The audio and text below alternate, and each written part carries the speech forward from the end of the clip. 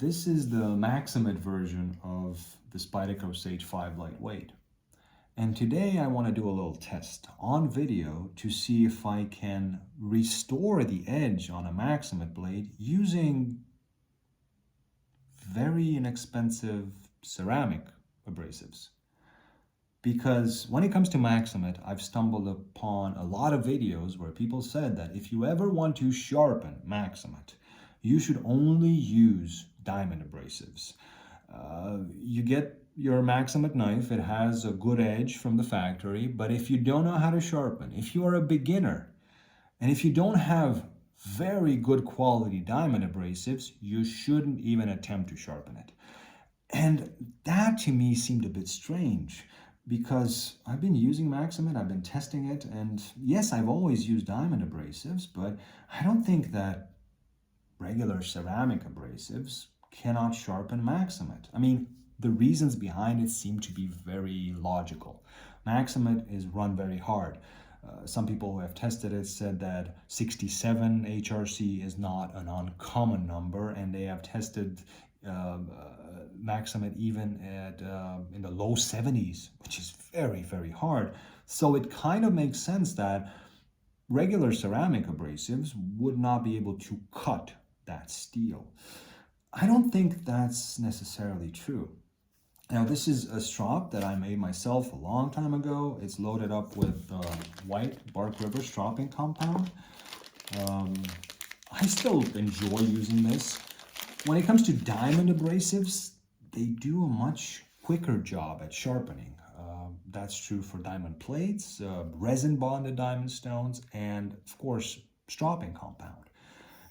But I still enjoy using the classic stropping compound, to call it like that, because sometimes it's fun. If you sharpen your knife and take it with you somewhere, unless you hit something very hard, I don't think you will need to fix up the edge. Now, this is not a new edge. This edge has been going through a lot of tests for a while. So this is the current state of the edge. It has a few chips in it. Not very good, but it can still shave. Take off the random hair. I will not attempt to take out the chips using this Victorinox Dual Sharpener because it would take a long time. It doesn't cut as fast. I've had this one for many, many years. I bought a newer one, not because this one doesn't do what it's supposed to do. It does exactly what it's supposed to do, but I keep dropping it. And you can see how much thinner it is now. I planed it out, I abused this a lot, and I'm kind of expecting it from the amount I've been dropping it that it will break. I had to actually glue it back in the handle.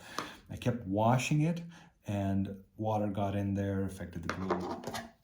But anyway, let's kind of dull this knife a bit more, simulate cutting on a concrete surface. This is an open L sharpening stone. I haven't really managed to get this to sharpen any knives, but I know it can dull them. And it is somewhat abrasive. Not very, but somewhat. So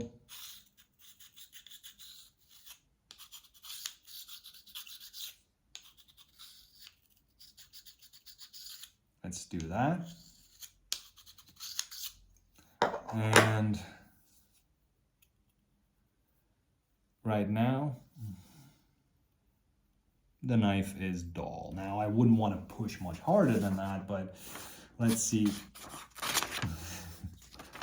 This knife is dull.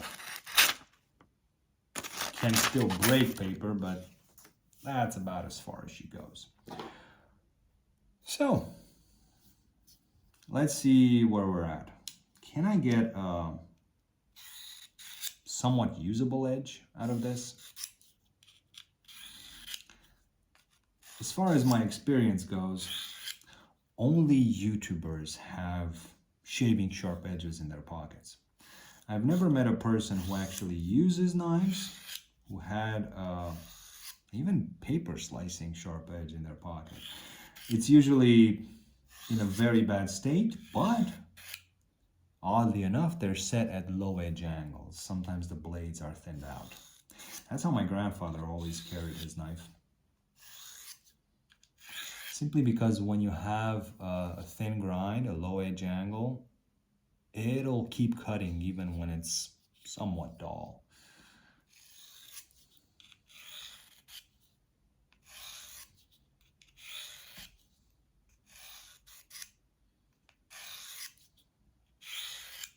And I can see by the amount of steel it leaves on the rod that indeed it doesn't cut it very much. If I would have done this with S30V or VG10, I would have had far more steel buildup on the rod.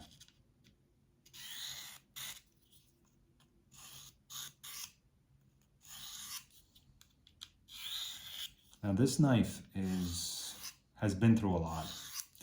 I got this as a present from a friend, and before he sent me the knife, he cut through a steel can with it, a very, very thick steel can. And I never really removed those chips. I never flattened the apex completely and formed the new apex. I just sharpened over it. I dropped the edge angle down, I sharpened over it until I could feel a clean edge. And the fun part about that was I keep getting chips in the knife. Exactly where those initial chips were. Now, I've been playing around with Maxamet a lot, and I've always done full sharpenings on this one. And I never got chips, and I used both knives to do roughly the same tasks. So, small tip for you, if you have a chip in your knife, remove the whole apex, flatten it out, and form a new apex. And that way, you'll make sure that you're not just working with very weakened steel. So, it seems like I have an edge here.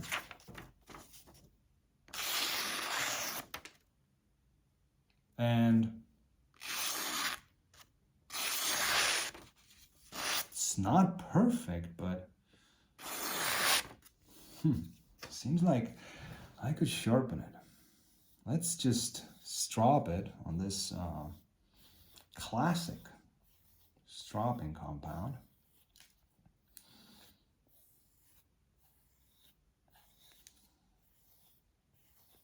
And see if that improves at all.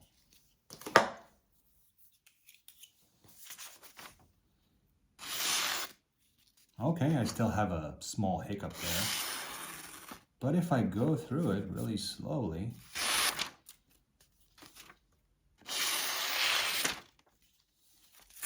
I would say that's a pretty clean cut.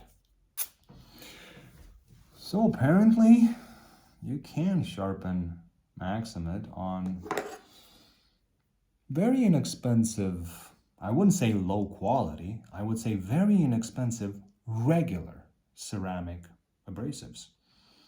In fact, I would call this high quality. Inexpensive, but high quality. I've sharpened all the steels that I have on this. Starting from VG10 and S30V, moving over to K390, S110V, Maxamet, 15V, REX-121. As long as your edge angle is low enough and you are not having to remove a lot of material, because that's why diamond abrasives are very good. They can remove a lot of material. They make work much faster, and they can indeed cut through carbides. I'm not sure if this can cut the carbides. And the carbides will be on the edge. Some will not have enough support and may be torn out, maybe. But this video was just to show that you should indeed not fear any steel. This is not something groundbreaking. If you look on YouTube and you find Big Brown Bear's channel, he did this with Maxamet on his Mannix. Took it on a fishing trip, ruined the edge, and then with a CC4 stone, I think, or was it a Spyderco double stuff, he fixed the edge enough so that he could keep working with it. And talking about Sean, Spyderco has released a lot of models in CPN 15V. And if you are passionate about steel, I think 15V is definitely one that you want to try out. I've been testing this paramilitary too. I was looking for other models, but I couldn't get the ones I wanted. However, this is a great test model and work knife. And what stood out with this knife was the factory edge.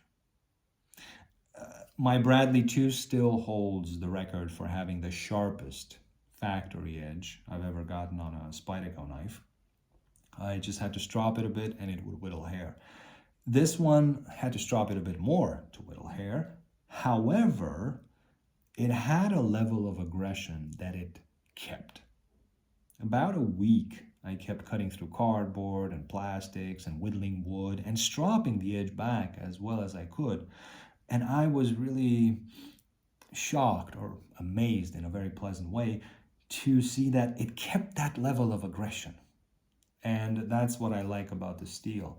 Now I haven't, I have sharpened this many times, but I haven't sharpened it and I haven't tested it as much as I've worked and tested with Maxamet. So, but coming back to sharpening steel on regular sharpeners, regular ceramic abrasives, you can do it.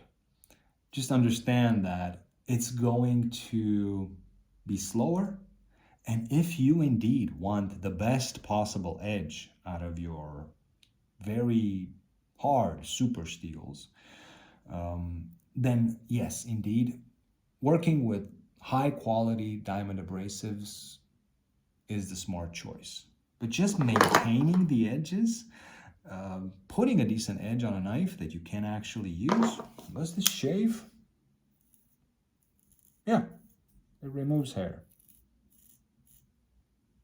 It's not a clean shave, but I'm not pushing that hard. And it removes hair. Here's the hair. So you don't need to get yourself, I don't know, very, very expensive sharpening stones to sharpen Maxamet or 15V, S110V, REX-121. Your regular inexpensive diamond abrasives or a guided sharpening system that you can get for, I don't know, 50, 60 bucks will be enough. Don't be afraid of the steel. The steel is wonderful. And don't listen to people who say it chips, it's too hard, it'll very easily chip and then it takes forever to get. Don't listen to those people. If you think you like a steel and you're passionate about knives, try it out. YouTubers, in my opinion, spread more misinformation nowadays than ever before, simply because they hear something, they don't test, and they just regurgitate that information in a very diluted and acidic way. I hope this video helped. Hope it might have put an idea in your mind and you want to try something. If you have any questions or comments, let me know. Thank you for watching. Don't forget my Patreon. And as always, have a great day.